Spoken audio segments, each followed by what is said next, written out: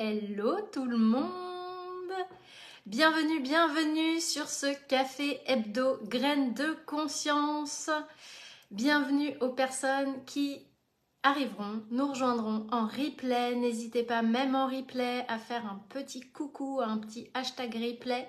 Et n'hésitez pas également à commenter, je serai ravie de vous saluer ou de vous répondre. Bienvenue à vous, je vous laisse le temps d'arriver en cette belle journée fraîche, froide, mais belle. En tout cas à Paris, c'est un temps très froid, très froid, mais très beau. Et ça fait du bien d'avoir le soleil. Je sais pas vous, mais moi je suis extrêmement sensible au temps. Et dès qu'il fait gris, c'est un peu plus compliqué. Je vous laisse le temps d'arriver. J'espère que les commentaires vont fonctionner. Sinon, je vais bien vous regarder comme d'habitude le temps que ça se mette en route sur mon ordinateur. Faites-moi coucou quand vous arrivez. Tac, je vais regarder du coup où on en est. Alors déjà, je ne me vois même pas moi. C'est un problème. Suis-je bien en live? Est-ce que je parle toute seule? Est-ce que vous êtes là? J'ai l'impression que oui. Ok, alors. D'accord. Je vois que vous êtes là et que comme d'habitude ça ne fonctionne pas, mais vous savez comment ça marche. À chaque fois ça fonctionne au bout d'un moment. Il y a quelqu'un qui arrive et qui change tout. Alors salut Bérangère, salut Séverine, j'espère que tu vas bien. Salut Sandrine, bienvenue. Salut Damien, sujet qui a l'air intéressant mais je suis en coup de vent, ce sera une majorité en replay, pas de souci Damien, tu regarderas en replay avec plaisir. Et bien le bonjour à toi aussi, salut Sandrine, toi aussi beau soleil d'hiver, ah ouais moi j'adore ce temps. Salut Maryse, bienvenue à toi, salut Muriel, bienvenue. J'essaye de retenir hein, les associations pseudo, vous n'êtes pas cool avec moi, hein. Vous avez des pseudos où il n'y a pas vos prénoms. Mais vous avez vu, j'essaye de retenir. Salut Christelle, bienvenue. Salut Martine, bienvenue également. Bon, comment allez-vous tout le monde? J'espère bien, en pleine forme. Sur ce sujet de la culpabilité, j'avais envie de traiter ça. La culpabilité, c'est un sujet qui revient souvent, en fait, sous plein d'angles différents hein, dans les discussions entre thérapeutes et puis également dans les cabinets, hein, dans les accompagnements. C'est vrai qu'elle se présente nécessairement dans le cadre d'un accompagnement, mais pas toujours au même moment et pas toujours sur les mêmes sujets. Donc voilà, j'avais envie d'aborder celui-là, celui de la culpabilité que moi j'appelle de la culpabilité toxique, qui est une culpabilité comme insidieuse, celle qu'on porte en nous et dont très souvent on se rend même pas compte. En tout cas, moi ça a été mon cas pendant de nombreuses années, je me rendais même pas compte que je la portais en moi. C'était comme elle faisait partie de moi en fait, et me sentir coupable, mais j'avais appris à vivre avec et finalement je m'en rendais même pas compte. Mais le problème, c'est que derrière, eh bien, je ne m'autorisais pas à un certain nombre de choses et c'est ça qui est un souci parce que du coup, dès qu'on part dans des choses qui viennent activer cette culpabilité dont on n'a pas conscience, eh bien, ça vient nous ronger et ça vient nous empêcher d'être libre finalement dans notre vie. Oui, j'essaye Muriel, t'as vu? Mais il pourra arriver que sur un coup de fatigue ou s'il y a beaucoup de monde ou beaucoup de gens comme toi qui n'ont pas leur prénom en pseudo, je puisse dire Féline. Salut Aude et bienvenue à toi. Bon, j'ai hâte que les commentaires arrivent sur mon téléphone, ce sera bien plus pratique. Est-ce que ça vous parle déjà, cette culpabilité? Alors, soit parce que vous la voyez chez vos clients, soit parce que vous la vivez vous. Vous savez, c'est cette culpabilité où... c'est l'exemple que je donnais dans mon post, mais c'est ça, ça vient jusqu'à... j'ai trop bu hier soir, ouh, je me sens coupable. J'ai mangé un peu gras, ouh, je me sens coupable. J'ai fâché mon enfant qui faisait une bêtise, ouh, je me sens coupable. Euh, j'ai pas cuisiné, j'ai fait un plat préparé, je me sens coupable. J'ai pas eu le temps de faire les courses, je me sens coupable. J'ai pas eu le temps de faire le ménage, je me sens coupable. Je dis non à quelqu'un parce que je n'ai vraiment pas le temps, je me sens coupable. Et ce truc qui est en fait permanent. Et à nouveau, hein, moi, je portais cette culpabilité très fortement et elle était tellement installée que je ne m'en rendais absolument, absolument pas compte. Elle faisait partie de moi. Il a fallu que je puisse mettre la lumière dessus pour voir qu'en fait, elle était présente tout le temps. Que vraiment, quasiment tout ce que je faisais, on va y revenir, hein, qui déviait un peu, et bien, enfin, de ce que je croyais être bien, de ce que je croyais être la norme, finalement, m'empêchait de faire. Salut Katia, bienvenue à toi. Séverine, tu dis tout à fait. Bérangère, tu dis vécu et très souvent constaté dans mes accompagnements à des niveaux impressionnants parfois. Oui, parfois, alors nous en tant que thérapeute, on le voit, c'est tellement flagrant chez nos clients et puis alors eux, pas du tout. Et puis parfois, on a du mal à le voir aussi chez nos clients parce que justement, ça fait tellement partie d'eux. Et puis il y a toute l'histoire qui se raconte autour, hein, que nous, on reçoit. Ça te parle énormément, Muriel, même si tu te soignes. Totalement Martine. Sandrine, tu dis, elle est présente un peu partout, nous polluons insidieusement si nous n'y prenons pas garde. Exactement, c'est ça, c'est insidieux. Coucou Nassima, la culpabilité c'est comme la honte, elle est insidieuse et c'est pour ça que je dis qu'elle est toxique quand elle n'est pas ponctuelle finalement. Donc moi, ce que j'avais envie de voir avec vous, c'est eh bien d'où elle vient cette culpabilité ou d'où elle peut venir, parce que parfois on ne sait pas. Ou en tout cas on n'en a pas conscience. Quel lien il y a avec mon enfant intérieur? Alors vous le savez pour les personnes qui me connaissent, mais vous commencez à me connaître maintenant.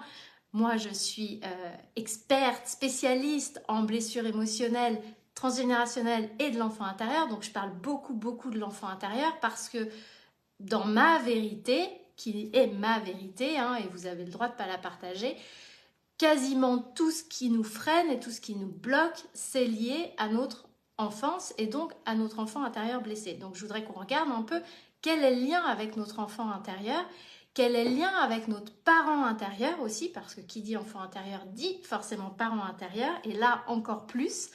Et puis comment on peut en sortir justement de cette culpabilité. Salut Eve, bienvenue à toi. Alors d'où elle vient? Cette culpabilité, elle peut venir, donc vraiment la culpabilité, hein, pas ponctuelle, je parle vraiment de la culpabilité toxique, celle qui est insidieuse et bien installée et bien ancrée. Elle peut venir de multiples en fait causes. Alors on va essayer de les balayer, en tout cas celles qui me sont venues et qui sont les plus fréquentes. Elle peut venir de multiples causes. En tous les cas, ce qui est sûr, c'est que derrière, salut Camille, derrière se cache la peur de ne pas être quelqu'un de bien, de ne pas être aimable.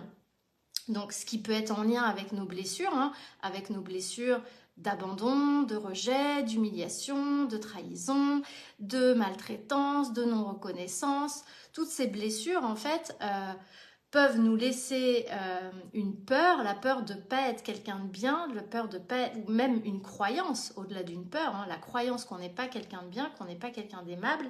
Et du coup, on va tout faire pour devenir quelqu'un de bien, devenir quelqu'un d'aimable, ce qui va passer par une forme de perfectionnisme, de non-autorisation à être imparfait, à sortir de certains cadres ou de certains moules ou de certaines règles qu'on croit être justes pour justement s'assurer de pouvoir être aimé. Donc ça, c'est ce qui peut se cacher derrière cette culpabilité, c'est cette peur ou cette croyance de je ne suis pas quelqu'un de bien et je ne suis pas aimable. Et puis également, ce qui peut se cacher derrière, et c'est important, c'est la peur de blesser. C'est-à-dire que on prend une responsabilité qui n'est pas la nôtre, en se sentant finalement responsable du bien-être ou du mal-être d'une personne. On va y revenir par rapport à l'enfant intérieur parce qu'il y a des enfants qui se sentent responsables du bien-être ou du mal-être de leurs parents. Et ça crée en fait une séparation avec soi, ça crée une séparation avec l'amour de soi, et c'est comme si finalement on s'autorisait pas à être humain, on s'autorisait pas à être dans nos dualités, on s'autorise, parce que l'être humain il est duel, vouloir, à mon sens, cette quête de l'unification, elle n'est pas possible. La quête, par contre, de l'acceptation de toutes nos parts, oui. Donc, c'est comme ne pas s'autoriser, en fait, à être un être humain, donc à être dans cette dualité et à être dans cette imperfection. Personne ne peut être parfait, mais de ne pas s'autoriser à être imparfait, notamment dans le regard des autres. Parce que c'est ça qui nous fait peur, c'est la peur de ne pas être, encore une fois, aimé. Mais je vous rappelle que le regard des autres, c'est le filtre des autres, c'est leur propre projection, leur propre transfert, et on ne pourra jamais être aimé de tout le monde. Il y a...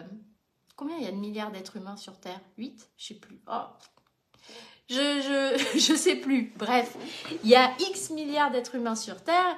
Ça va être difficile que tout le monde aime et apprécie Stéphanie Marie ou Camille ou Ève ou peu importe.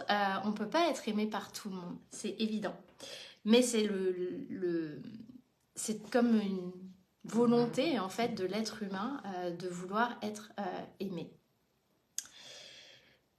Et alors du coup, quel est le lien avec, Aude, tu dis la culpabilité égale coupable, ce qui peut ou a été coupé, séparé. C'est ça, ça crée une séparation. Séparation avec les autres, séparation avec soi et séparation avec l'amour de soi. Alors, quel est le lien avec l'enfant intérieur, notre enfant intérieur? Cette culpabilité toxique, donc celle qui est insidieusement ancrée en nous, on l'a depuis l'enfance finalement. Elle fait souvent en fait partie de nous sans même qu'on la voie parce que justement elle est là depuis très très longtemps et elle conditionne nos actes, nos propos, elle conditionne notre façon de relationner avec les autres et souvent on ne le voit pas. Alors, on va voir des choses, c'est pas exhaustif, ok?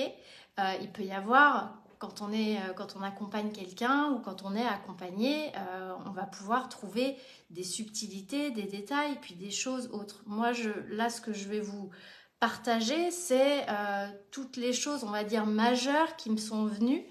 Salut Marlène, toutes les choses majeures qui me sont venues. Ça marche toujours pas, hein, les commentaires. Toutes les choses majeures qui me sont venues par rapport à tout ce que j'ai pu voir en accompagnement et qui ressort, on va dire, majoritairement. Déjà, il y a l'intra-utérin qui peut être un moment possible où c'est inscrit cette culpabilité et pour le coup, dans l'intra-utérin, ça s'est vraiment inscrit au niveau cellulaire et engrammé au niveau du corps. Ça peut être le cas... Par exemple, si on a perdu un jumeau. Alors parfois, on ne le sait pas, vous en avez probablement entendu parler, à un moment donné, on entendait beaucoup parler du syndrome du jumeau perdu, d'autant plus que les médecins aujourd'hui viennent confirmer qu'il existe, enfin qu'il y a dans les faits beaucoup de grossesses gémellaires dont finalement la mère n'a même pas connaissance parce que l'un des embryons eh bien, en fait, s'en va très tôt et que eh bien, il suffit qu'elle perde un peu de sang, puis elle va faire une échographie pour vérifier, puis on lui dit bah si c'est bon, le bébé est toujours là, mais finalement il y avait un autre embryon qui lui est parti, on ne le savait pas, mais en intra-utérin, l'embryon qui reste, lui, il le sait, il le sent, et donc il y a un jumeau qui a été perdu. Parfois, on le sait, tout simplement, parce que malheureusement, la maman a perdu un des enfants pendant la grossesse, ou un des fœtus, selon le stade de la grossesse.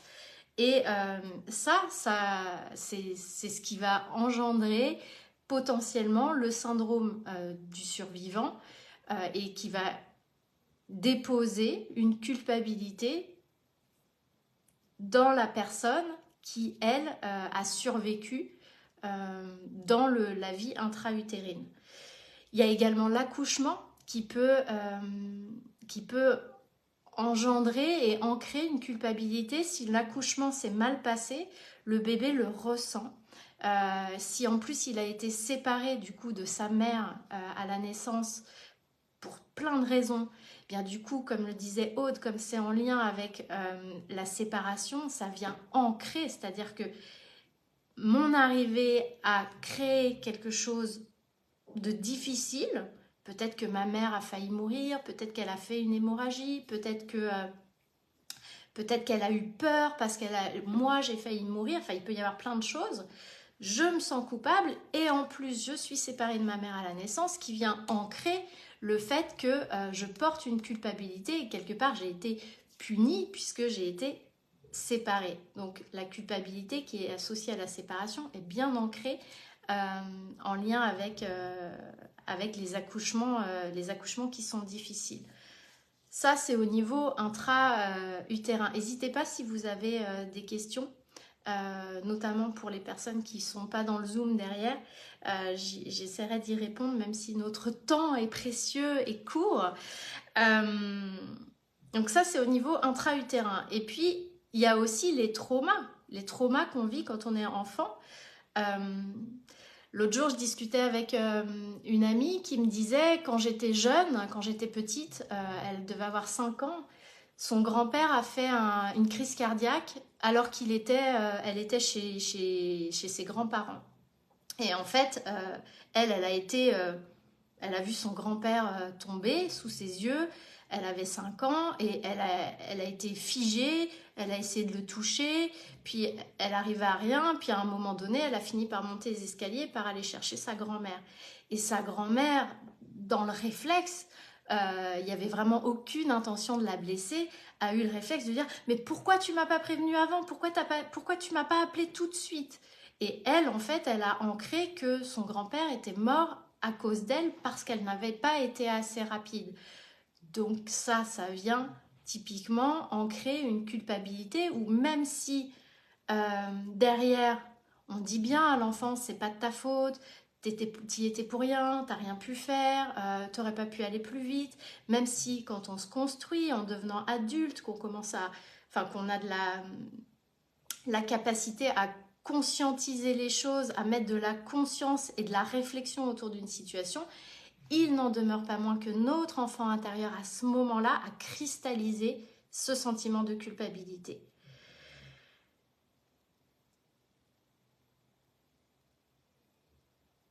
Je vais finir sur les traumas et je vais prendre je vais regarder vos questions.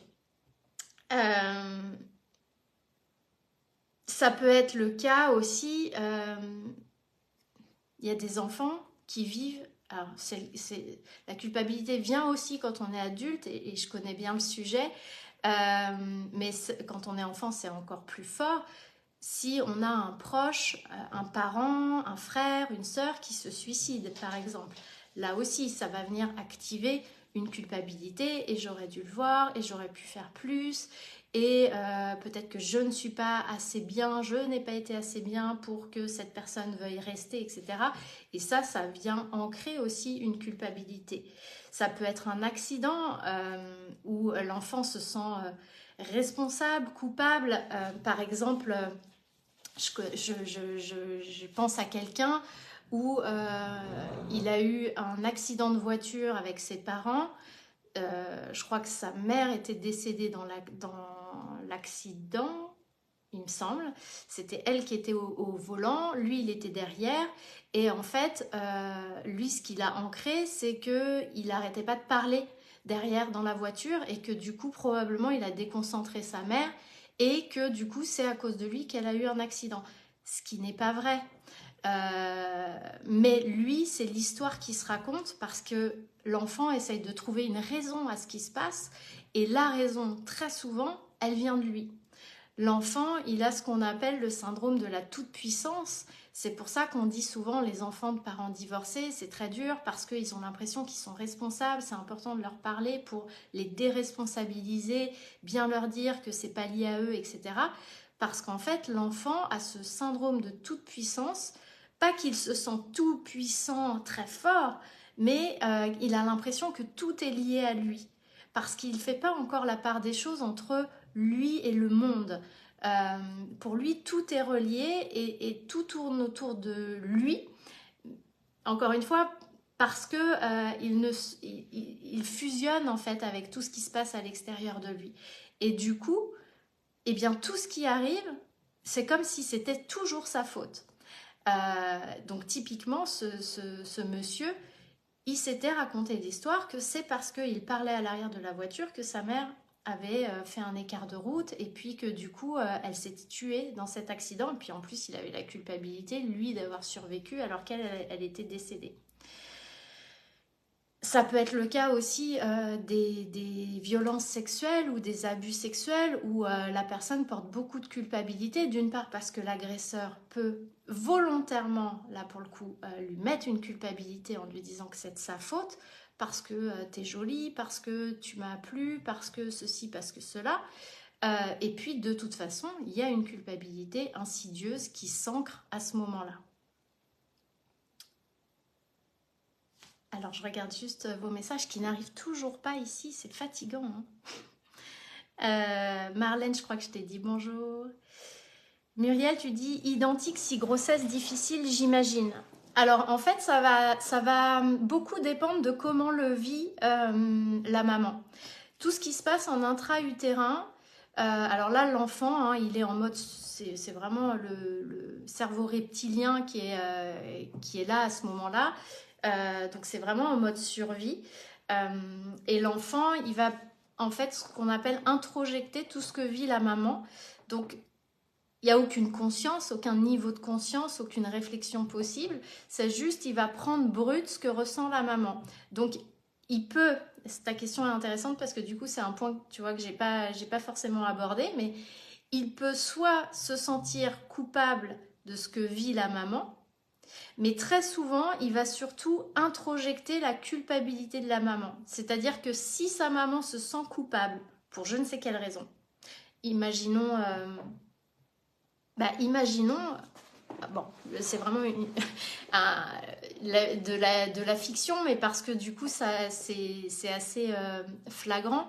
Imaginons que la maman enceinte,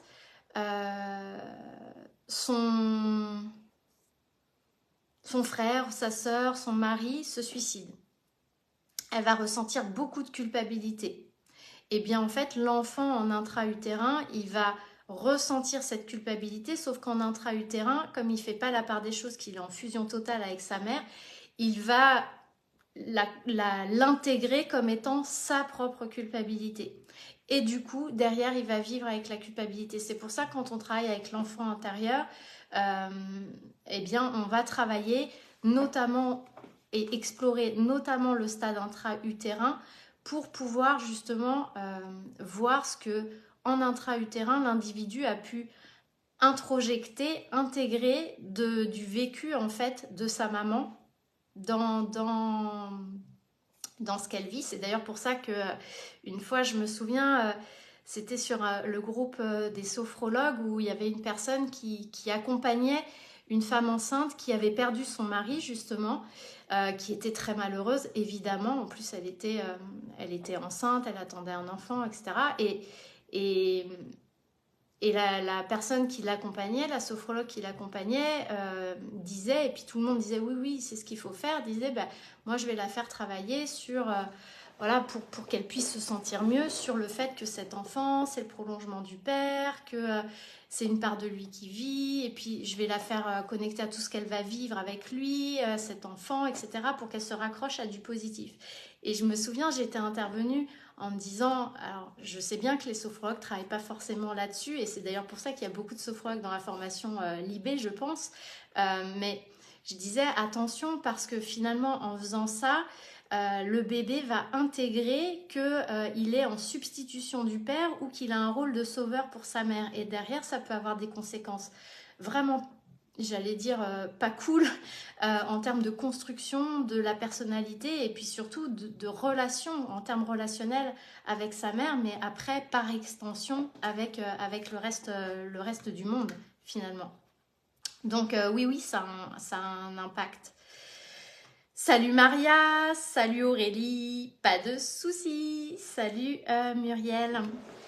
Donc, intra-utérin, accouchement, perte du jumeau, traumatisme.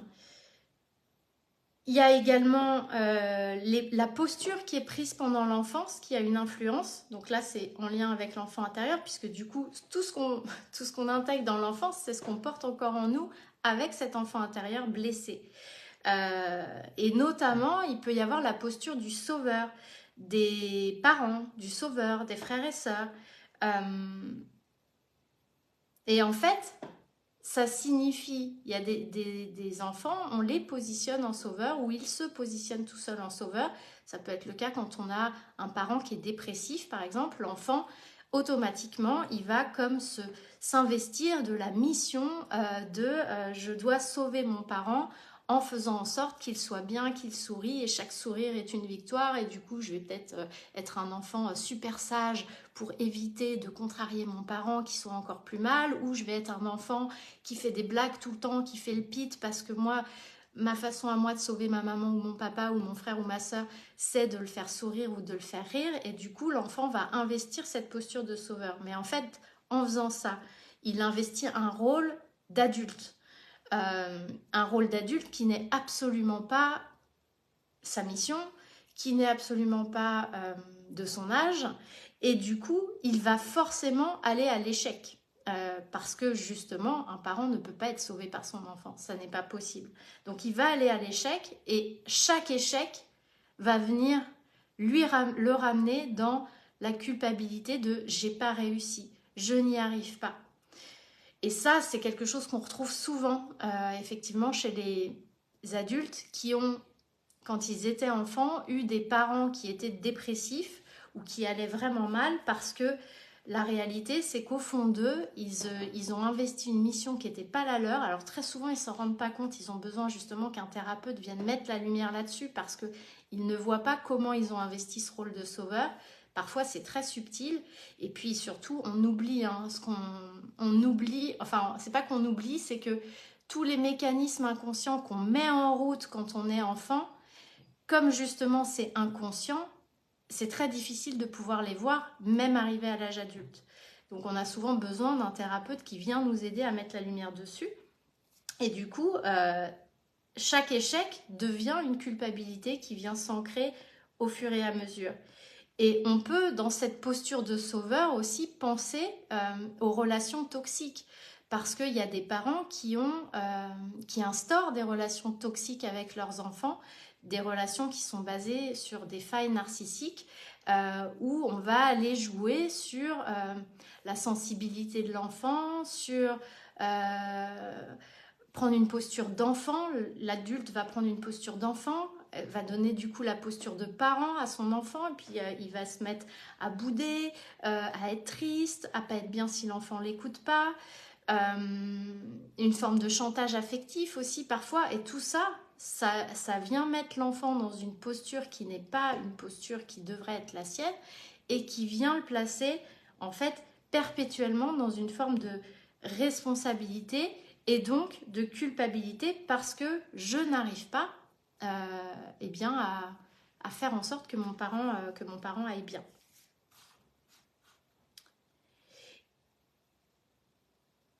Et puis, ce qui peut aussi se passer, ça c'était un point aussi que je voulais aborder avec vous, je n'arrive jamais à tenir mes 30 minutes, hein, c'est terrible. C'est surtout qu'on en est qu'à l'enfant intérieur. Accrochez-vous. J'espère que c'est clair, hein. Surtout vous me dites si c'est pas clair. Un autre point, c'est on peut avoir vécu avec quelqu'un, un parent, et c'est là qu'un thérapeute est ultra nécessaire, un thérapeute qui connaît tous ces mécanismes-là, parce que sinon on ne peut pas le voir tout seul, c'est impossible. Enfin, c'est compliqué, c'est très compliqué. C'est d'avoir vécu avec un parent ou des frères et sœurs, enfin des gens qui ont eu une importance dans notre vie, des gens qui s'inscrivaient dans des mécanismes de protection par rapport à de la culpabilité ou de la colère. Je m'explique. Si je ressens, si je porte en moi beaucoup de culpabilité pour X ou Y raisons liées à mon enfance, liées à mon éducation, etc. Il se peut que cette culpabilité, elle soit difficile à porter. Je vois même pas que je la porte et elle est difficile à porter. Ce que va faire en fait mon inconscient pour se soulager, c'est qu'il va projeter cette culpabilité à l'extérieur pour ne plus la ressentir. Et comment il va faire? Eh bien, il va la projeter sur quelqu'un d'autre. Donc, quelqu'un qui porte en lui de la culpabilité, qui essaye de la fuir et de ne pas la ressentir, ou de mettre une sorte de soupape de sécurité pour pas qu'elle soit trop forte, et encore une fois, c'est pas conscient, hein, la personne ne s'en rend pas compte, et bien ce qu'elle peut faire, c'est que pour pas ressentir sa culpabilité, elle va la faire sortir et la déplacer à l'extérieur d'elle sur quelqu'un d'autre, et potentiellement sur son enfant. C'est ce qui va amener, par exemple, à toujours pointer du doigt chez l'autre ce qu'il fait de mal, ce qu'il fait de pas bien, le fait qu'il n'est pas à la hauteur, etc. Mais en fait, c'est pas parce qu'on trouve réellement que cette personne fait pas bien ou que cette personne n'est pas à la hauteur, c'est parce qu'on porte en nous une culpabilité qu'on ne veut surtout pas la ressentir, qu'elle soit visible dans le ressenti, et du coup, on va avoir le réflexe inconscient. Et encore une fois, je vous dis, un thérapeute est aidant pour voir ça. On va avoir le réflexe inconscient de le placer à l'extérieur pour ne pas le ressentir. Finalement, c'est comme je prends ma patate chaude et puis je vais la mettre chez quelqu'un d'autre, puis maintenant c'est toi qui te sens coupable et moi je me sens mieux. Mais il y a des parents qui fonctionnent comme ça. Et potentiellement peut-être que vous fonctionnez comme ça dans certaines situations. Moi je sais que c'est quelque chose que j'ai pu faire par le passé, tant que j'avais pas conscience en fait que je portais cette culpabilité en moi. Mais je pouvais être amenée à la déplacer chez l'autre, justement parce que une part de moi ne voulait pas la ressentir. Donc c'est ça, c'est comme je prends ma patate et puis je vais la mettre chez quelqu'un d'autre. Du coup, on peut la mettre chez notre enfant aussi. Et puis, je vous parlais de la projection de la colère. Si on porte en soi beaucoup de colère et que cette colère, elle est douloureuse, ou qu'on ne veut pas la voir, parce que parfois, on porte de la colère, on la voit, et du coup, comment dire, on la gère, ou en tout cas, on y fait face et on l'accueille. Après, plus ou moins bien, parfois on a besoin d'être aidé, c'est normal. Mais on peut aussi porter de la colère qu'on ne veut pas voir, parce que c'est notre enfant intérieur qui porte cette colère et qu'on essaye de surtout pas voir ça, c'est trop difficile. Et bien du coup, pareil, pour se décharger de cette colère, pour ne pas la ressentir, pour ne pas la voir, eh bien qu'est-ce que je vais faire? Je vais faire en sorte de pouvoir la faire sortir. Donc je vais aller culpabiliser l'autre pour pouvoir me mettre en colère, et du coup ça va m'éviter d'aller voir la colère qui est à l'intérieur de moi, qui va éviter d'aller voir cette part de moi qui est en colère de par mon histoire, peut-être vis-à-vis de mes parents, vis-à-vis de certaines situations. Je vais la ressortir à l'extérieur, ça va me soulager. Encore une fois, tout ça c'est inconscient, hein, c'est absolument pas choisi et volontaire. Je réinsiste, d'où l'intérêt d'être accompagné, parce que sinon on ne peut pas le voir. C'est une façon pour moi de ne pas contacter cet enfant intérieur en colère à l'intérieur de moi. Je sors la colère et du coup, je vais aller culpabiliser l'autre. Alors, je vous parle de je sors la colère, je mets la culpabilité à l'extérieur, je vais la mettre sur quelqu'un d'autre pour pas ressentir ma propre culpabilité. Du coup, ça peut être vous en tant qu'enfant qui avez vécu ça avec vos parents. Vos parents ont pu potentiellement faire ça, ou vos frères et sœurs, ce qui fait que vous portez, vous, une culpabilité. Et c'est intéressant de voir comment vous la gérez aussi. Parce que peut-être que vous reproduisez des schémas similaires. C'est parfois difficile d'accepter, de voir que effectivement on projette sa culpabilité sur son conjoint, sur ses enfants, on projette sa colère aussi à l'extérieur pour pas aller voir. Un exemple concret par rapport à quoi, Muriel? J'ai des fourmis dans le pied.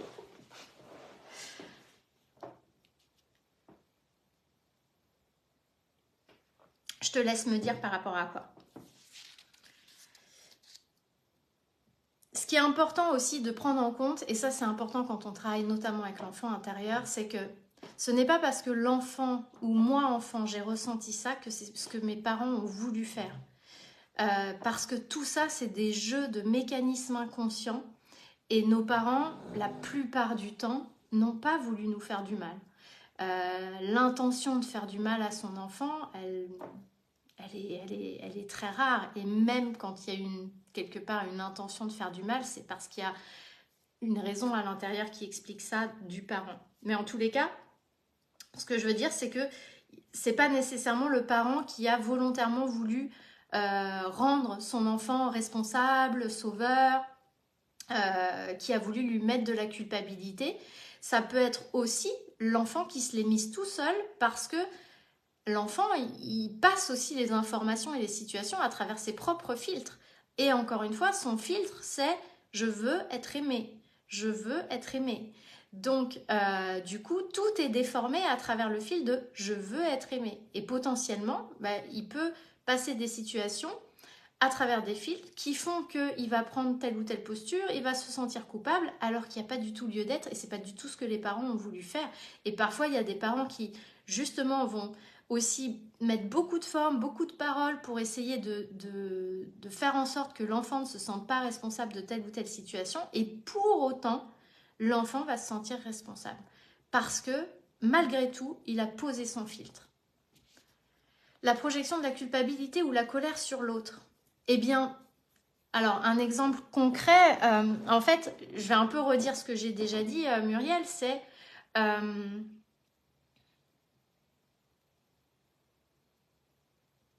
je vais prendre un exemple, alors j'allais dire fort, mais ça peut être beaucoup plus subtil. Un parent, un enfant qui a été maltraité quand il était enfant. Maltraité moralement, maltraité physiquement. Cet enfant, alors il s'est senti sûrement très triste, il s'est probablement senti aussi coupable, parce que pourquoi est-ce qu'on me maltraite? C'est que j'ai fait quelque chose de mal, c'est que je suis pas assez bien, etc. Il va aussi probablement, même si c'est quelque chose qui est refoulé, avoir de la colère. Donc ça, l'enfant le refoule parce que c'est interdit d'être en colère contre ses parents. Donc la colère, elle va être bien enfouie. Mais en tout cas, il va y avoir de la colère refoulée. Et quand cet enfant, en fait, va grandir avec cette culpabilité et avec cette colère, il ne va pas avoir envie de continuer à les ressentir et à les voir. Il veut surtout pas, et c'est inconscient, il ne veut surtout pas que cette colère et cette culpabilité, il les ressente, lui. Il s'est attaché à les refouler, à les enfoncer bien profond, donc il n'a pas envie que ça remonte. Mais pour autant, c'est là et ça bouillonne à l'intérieur. Ça, c'est l'enfant intérieur qui est en colère, qui se sent coupable, etc. À un moment donné, il faut que ça sorte parce que sinon, la personne, elle va exploser, elle va imploser. Et pour que ça sorte, en fait, devenu adulte, ce que va faire l'adulte, mais c'est son enfant intérieur qui fait ça, c'est qu'il va chercher à faire sortir cette colère et cette culpabilité, mais si tu veux, comment dire, j'allais dire comme en lui trouvant une raison, c'est-à-dire que c'est pas la colère liée à mon enfance, à mon parent, à ma maltraitance, non, c'est parce que mon enfant fait quelque chose de mal, ma conjointe fait quelque chose de mal. Donc ça va me permettre de sortir une partie de cette colère ou une partie de cette culpabilité et de m'en sentir déchargée et de surtout pas aller la voir. Mais la réalité, c'est qu'en fait, ma conjointe, mon enfant ou mon conjoint ne fait rien de mal, ou pas particulièrement. C'est que moi, en fait, j'ai besoin d'évacuer quelque chose, donc je vais trouver un prétexte, un support pour venir le décharger. Est-ce que c'est plus clair, Muriel?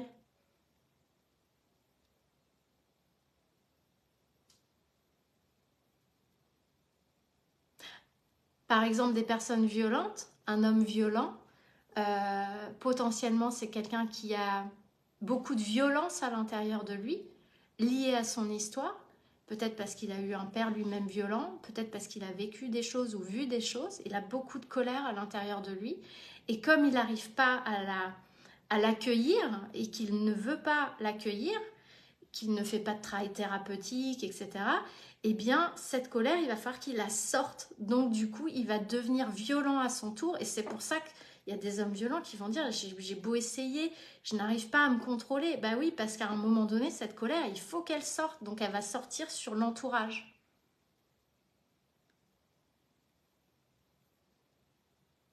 Par exemple, je me mets en colère car la table n'est pas débarrassée. Bah ça, il faudrait aller voir en fait, Muriel. C'est-à-dire que oui, si tu veux, se sentir en colère, c'est comme la culpabilité, se sentir en colère pour des choses sans importance, comme le fait que la table ne soit pas débarrassée, ou que la chambre ne soit pas rangée, ou que ceci ne soit pas fait, etc.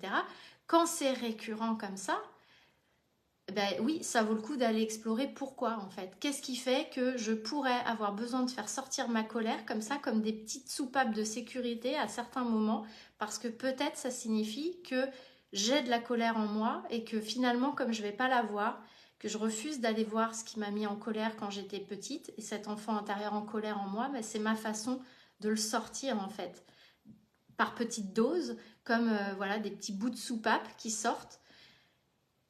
Parce qu'en soi, une table qui n'est pas débarrassée, bon, à moins que ça soit tous les jours et puis que ce soit toi qui le fasses tout le temps, etc., c'est pas grave.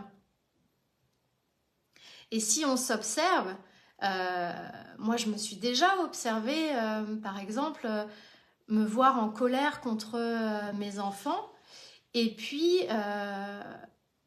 après me dire, c'est quand même un peu,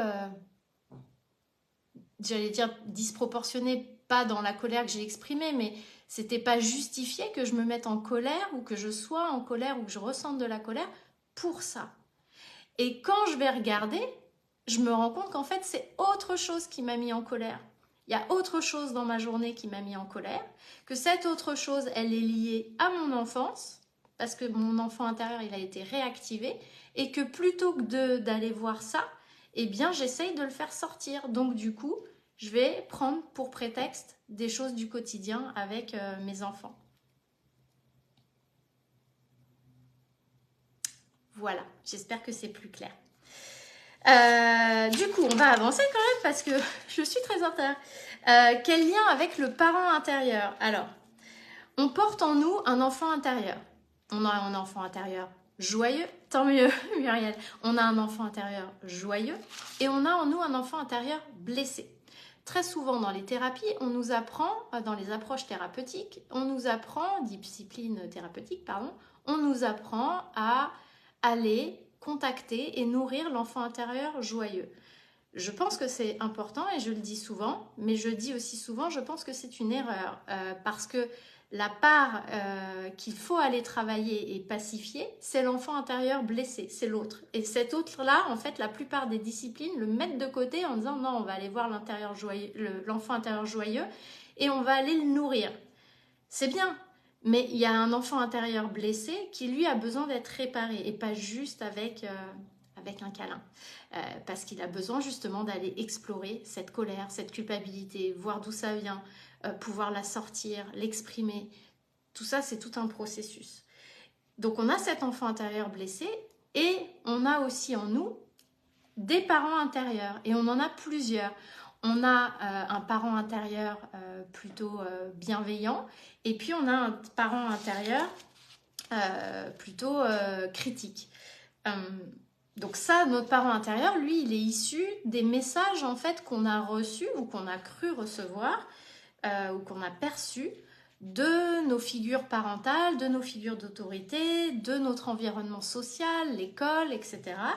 Et c'est ce qu'on appelle en analyse transactionnelle l'état du moi parent. C'est en fait le parent que j'ai intégré. Et en analyse transactionnelle, il y a dans l'état du moi parent, il y a le parent intérieur critique et il y a le parent nourricier. Ce qui est finalement le parent intérieur juge et le parent intérieur aimant ou bienveillant. Et cette culpabilité qu'on ressent, elle vit en fait à travers et grâce c'est pas le bon mot, à cause de ce parent intérieur juge et critique en soi. C'est celui en fait qui nous a coupés de nous-mêmes. C'est-à-dire qu'à un moment donné, on est arrivé sur Terre avec qui on est, notre essence, toutes nos parts de nous. Et avec ce qu'on a vu de l'extérieur, on a créé une sorte de police intérieure, donc un parent juge qui vient dire ça c'est bien, ça c'est mal, non, ça tu vas pas être aimé. Ah, ça oui, il faut que tu le nourrisses parce que ça, t'as vu, les gens ils aiment bien. Ça, non, c'est moche, ça, ta. Et en fait, on va être amené à se séparer et à montrer au monde eh bien, ce que notre parent intérieur juge a compris que c'était ça qu'on devait montrer pour être aimé, et on va cacher au monde, et on va se le cacher à nous-mêmes, on va refouler ce que notre parent intérieur juge à intégrer comme étant ce qu'il ne faut pas être ou ce qu'il ne faut pas faire. Et en fait, c'est ce parent intérieur qui vient faire une sorte de police de tout ce qu'on fait et qui vient juger et porter un regard sur ce que je mange, ce que je bois, ce que je cuisine, est-ce que ça je le fais bien, est-ce que ça je le fais pas bien, est-ce que je suis une bonne mère, est-ce que je suis pas une bonne mère, est-ce que je suis une bonne amie, pas une bonne amie, etc.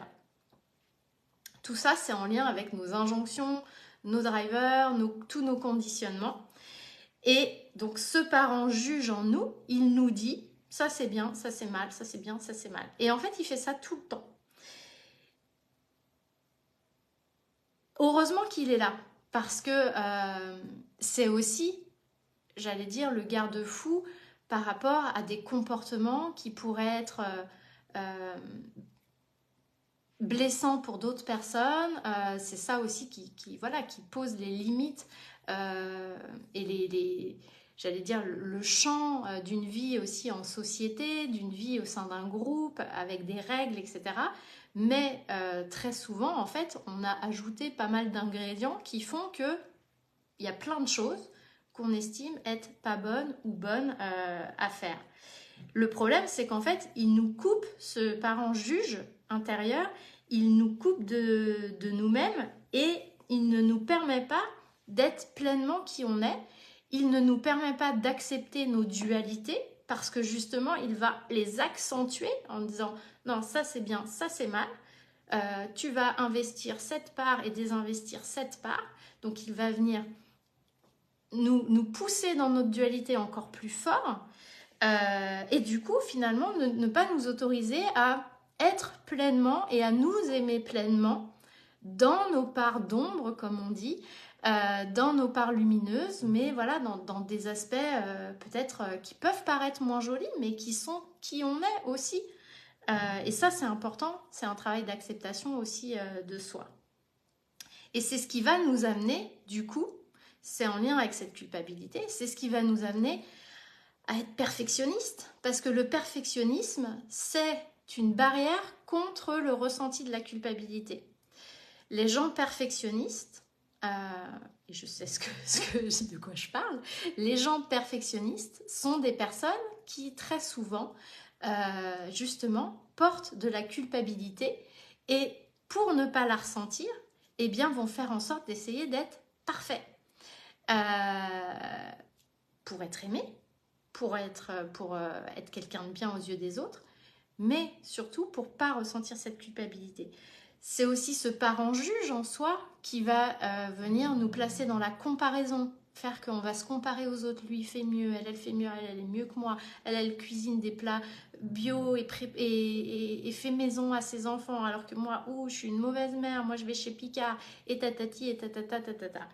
C'est ce qui va faire aussi qu'on va être jugeant envers les autres. Parce que comme on est jugeant envers soi-même, eh bien, vous savez, tout fonctionne en miroir. Comme je suis jugeant avec moi, eh bien, la manière dont je me traite, c'est la manière aussi dont je traite les autres. Donc, je suis forcément jugeant aussi avec les autres. Et puis, ça va m'amener à ne pas respecter mes limites et mes besoins parce que comme je vais avoir peur de ressentir cette culpabilité, que le parent juge, me dit « Ouh, c'est pas bien, il faut pas blesser l'autre, il faut pas insatisfaire l'autre », et bien du coup, je ne vais pas m'écouter, mon enfant intérieur, mon enfant intérieur libre et heureux, celui qui sait ce qu'il veut, ce qui est bon pour lui, eh bien je ne vais pas l'écouter et je vais me plier en fait à ce que je pense être juste pour l'autre. Ah, j'ai les commentaires. Aude, la perfection peut aussi cacher la peur de décevoir l'autre et soi, et donc de ressentir cette culpabilité aussi. Exactement, c'est ça. Le perfectionnisme, c'est pas juste je veux être parfait, c'est je veux être parfait, et ça c'est souvent quelque chose, mes clients par exemple, quand je travaille avec eux, c'est souvent quelque chose, pour eux c'est un grand, comme ça, souvent quand ils me disent je veux toujours être parfaite, je suis toujours en train de regarder est-ce que je cuisine bien, est-ce que machin, puis je regarde est-ce que je suis une bonne mère, pas une bonne mère, etc. Et à chaque fois, ce que je retrouve, c'est qu'en fait c'est des gens qui ont dans leur histoire, soit relationnelle, soit dans leur histoire en termes d'événements, quelque chose qui est venu poser de la culpabilité. Et qu'en fait, le perfectionnisme, c'est une fuite du ressenti de la culpabilité. Je ne veux pas la voir, je ne veux pas la ressentir, je la fuis. Et pour la fuir, eh bien, je vais tâcher d'être parfait.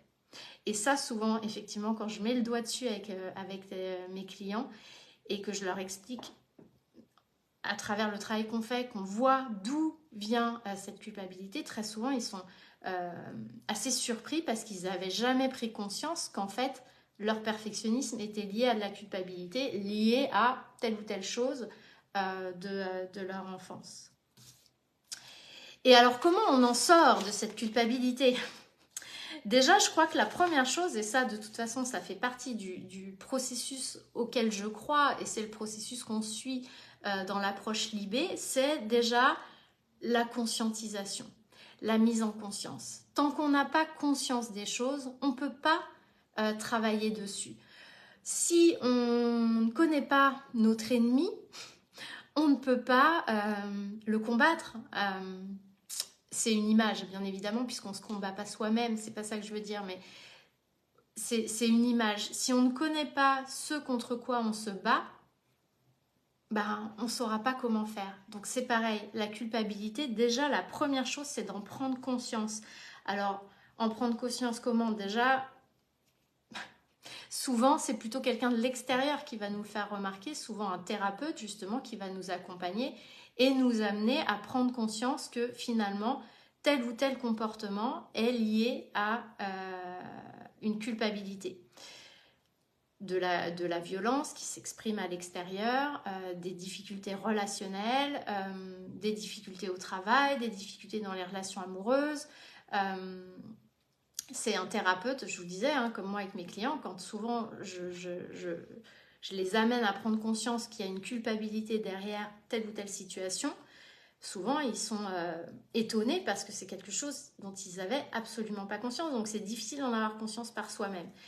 Après, quand on est quelqu'un de conscient, qui lit beaucoup, qui s'intéresse à toutes ces choses-là, on est amené à se poser la question. Et dans ce cas-là, moi, ce que je vous invite à faire, c'est à vous observer, à observer vos comportements et vos ressentis. Observer, c'est être le plus conscient possible de ce que vous ressentez et de vos pensées.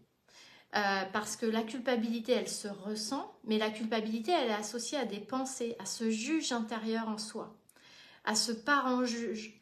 Soyez attentif à ce que ce parent juge en vous vous dit. Essayez de capter, et ça nécessite une pleine présence à ce qui se passe dans votre tête, de capter vos pensées pour voir à quel moment il y a ce parent juge qui vient vous dire ah ça c'est pas bien, ah ça c'est bien, ah ça c'est pas bien, ah ça c'est bien, et à quel moment vous ressentez cette culpabilité. Et puis je crois que c'est important d'explorer d'où ça vient, parce que encore une fois, pour pouvoir se détacher de cette culpabilité, il faut comprendre d'où elle vient pour pouvoir aller couper là où elle est liée. Tout ce qu'on vit dans notre vie d'adulte, pour moi, c'est les blocages, les freins, tout ce qui nous empêche d'avancer, c'est parce qu'on a un élastique qui nous raccroche à un élément de notre passé. Et que si on ne coupe pas cet élastique, on va continuer en fait à essayer d'avancer. Et puis vous imaginez là, quand on est accroché à un élastique puis qu'on essaye d'avancer, d'ailleurs c'est un sport, hein. J'ai vu qu'il y avait des filles qui travaillaient comme ça leurs muscles, ou des hommes aussi sûrement, où on essaye d'avancer en étant accroché à un élastique qui est accroché à un poteau. Ben, on force, on lutte, puis on n'avance pas en réalité, on fait du surplace en étant dans la force.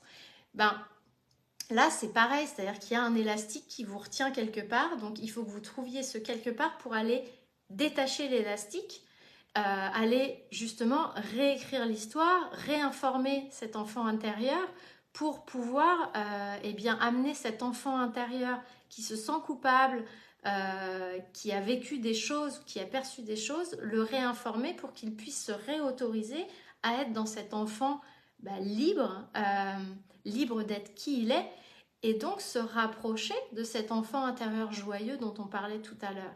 C'est pour ça que je vous disais, aller voir l'enfant intérieur joyeux, c'est une bonne chose, mais n'oubliez pas qu'il y a un enfant intérieur blessé, et que cet enfant intérieur blessé, si on ne va pas travailler à son soin et à sa pacification, il va rester séparé en fait de l'autre. Et l'idée, c'est de plus en plus d'aller mettre des parts de cet enfant intérieur blessé, des parts guéries dans cet enfant intérieur joyeux. Et c'est comme ça qu'on nourrit notre enfant intérieur heureux et joyeux. Pas seulement en lui faisant, encore une fois, des câlins. Donc d'aller trouver d'où ça vient pour pouvoir vous en détacher. Alors peut-être en vous faisant aider par quelqu'un, vous en détacher et aller chercher les autorisations dont vous avez besoin. C'est pour ça qu'en Libé, on travaille en état de conscience modifié pour retourner justement en lien avec cet enfant intérieur blessé et de pouvoir lui amener la possibilité de s'exprimer, de ressentir les choses, de s'exprimer avec ses parents, de s'exprimer à nous-mêmes et puis de pouvoir aller le pacifier pour justement l'amener à redéposer des parts de lui dans cet enfant intérieur joyeux. Et puis, si en plus on voit par rapport à ce que je disais au début que cette culpabilité, elle est liée à un trauma, par exemple, à un accident, à un décès, à un événement qui s'est produit, eh bien, c'est nécessaire d'aller justement travailler sur ce trauma pour pouvoir libérer la culpabilité qui est restée cristallisée à cet endroit-là de notre histoire et qu'on porte toujours en nous. Également, si c'est lié à la perte d'un jumeau, c'est pareil. Ça veut dire qu'il va falloir aller travailler sur la perte de ce jumeau pour aller libérer la culpabilité qui s'est cristallisée. Si c'est en lien avec l'intra-utérin, parce que j'ai intégré la culpabilité de ma mère ou parce que l'accouchement s'est mal passé, pareil. Aller travailler sur cet événement-là pour pouvoir libérer la culpabilité qui s'est cristallisée à ce moment-là. Et puis, il y a un autre travail pour moi qui est à faire, qui est d'aller travailler sur le parent juge et faire en sorte que ce parent juge, comme l'enfant intérieur, je vous disais, un enfant intérieur joyeux, enfant intérieur blessé, on guérit progressivement notre enfant intérieur blessé et les parts guéries, on les réintègre dans l'enfant intérieur joyeux qui va prendre de plus en plus de place. Eh bien, nos parents intérieurs, c'est pareil. On a notre parent intérieur aimant, on a notre parent intérieur critique, juge, eh bien d'aller pacifier et assouplir ce parent intérieur juge pour que des parts de lui s'assouplissent et viennent se déposer comme une guérison sur ce parent intérieur juge, se déposer dans le parent intérieur aimant. Donc vous voyez, il y a tout ce travail de pacification des parts blessées en nous pour qu'elles puissent venir se redéposer dans les parts non blessées et les faire grandir. Si c'est un travail qui vous intéresse, alors moi aujourd'hui je fais plus d'accompagnement individuel, je fais de la formation essentiellement, mais si ça vous intéresse, n'hésitez pas à me contacter en MP. Justement, toutes les personnes que je forme peuvent vous accompagner dans ce travail-là et elles se feront un plaisir, voilà, de travailler avec vous. Aurélie, tu disais, je crois que j'ai fini, 1 heure. Ça sent la peur de l'échec. L'échec étant perçu comme quelque chose de négatif, on ne veut pas échouer alors que cela correspond à de l'apprentissage et c'est juste parfait. Oui, mais après, en lien avec la culpabilité, c'est surtout quel est le lien entre cette culpabilité et cet échec, tu vois?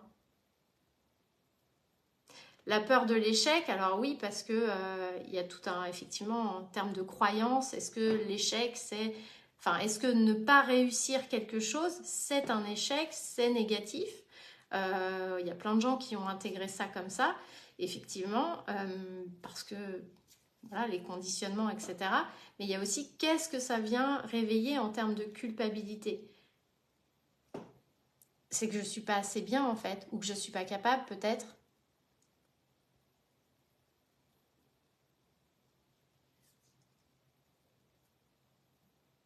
Mais c'est clair, on est d'accord, hein, l'échec n'est pas un échec en soi, enfin c'est de l'apprentissage, hein, c'est clair. Voilà, je pense que je vais m'arrêter là, après 1 heure. Je vais quand même vous laisser le temps pour ceux qui ne poursuivent pas après de poser des questions si vous en avez. Du coup, en attendant, juste donc les personnes parmi vous qui sont thérapeutes et exclusivement des thérapeutes qui accompagnent dans le cadre d'accompagnement psychocorporel, psycho-émotionnel, psychothérapeutique, on peut se retrouver donc sur Zoom juste après. Vous avez le lien au-dessus pour échanger peut-être avec des questions plus techniques si vous avez envie, ou si vous avez envie de partager des cas concrets, qu'on en discute, eh bien rejoignez-moi sur Zoom, ce sera avec grand plaisir. Je ne ferai pas de café la semaine prochaine, petite pause pour cause de vacances de mes enfants avec moi. On ne part pas, mais je vais m'autoriser quelques grasses matinées. Donc du coup, je ne ferai pas de café la semaine prochaine, mais je vous retrouverai dans 15 jours. Si vous avez des idées ou des envies de sujets, n'hésitez pas à m'en faire part, soit en commentaire, soit en me contactant en MP. Ce sera un plaisir de traiter ces sujets-là dans le cadre d'un prochain café. Et puis, petit teasing, mais quelque chose arrive, un petit événement arrive, j'ai envie de créer quelque chose, de vous proposer quelque chose, donc soyez à l'écoute sur le groupe, ça va arriver bientôt. Voilà. Exactement, Sandrine. Exactement. La peur de ne pas être aimée. Merci Bérangère, bah, pas de souci, pour une prochaine fois. À tout de suite pour ceux qui me retrouvent sur Zoom. Et puis, je vous souhaite une belle semaine, une belle journée. Profitez bien. Merci d'avoir été là. Votre présence est juste un vrai bonheur. Et d'ailleurs, les événements qui arriveront, probablement, il n'y aura pas de replay. Parce que j'aime cette connexion et je trouve que c'est pas pareil quand c'est pas pareil pour moi. Donc, donc restez à l'écoute pour pas rater. Oui, Aurélie, peur du jugement, effectivement. Ah, salut Audrey. Belle journée à toi Aurélie, belle journée à toutes et tous. Je vous embrasse, à très vite. Ciao, ciao.